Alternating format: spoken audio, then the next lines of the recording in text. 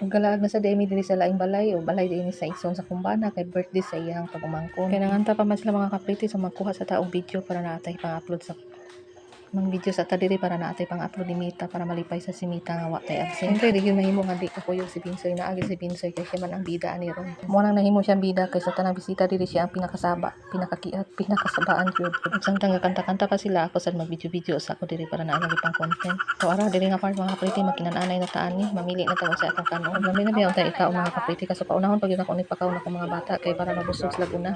Siyempre kita inahan mag-agwanta na sa tagi sa gutom. Hindi na mga pagkaon mga kapriti pagkalamiya di na magwanta ang pagdayet ani kay nakakuha na magpagkaon ako mga bata para nila para ako ulahi lang sa unahon sa nila ko sila para una sila mabusog na. Hindi ko ganahan mo unag kaon basta ako mga bata gipang gutom na niya. Di man sa ko ganahan mo salos ilang pinggan kay di ko gusto nga og ako'y sakit matakdan sila unya. Pero wala ko'y sakit mga kapriti ha. Kasi nagunaw na bumba nga ako'y sakit wala ko'y sakit. Gani sa gawas dami nagkiat diri ang mga bata so speting kiatag yun nagkadusingot na ilang ang sinina nila piti na yung basaan ka. Karon kay nataba ko pangita ni Binsoy Bugoy kay ako lagi siya pakaon sus gitago-taguan day ko di ara day sa ilong lamisa. May pa si Ate Lori kay pa relax lang.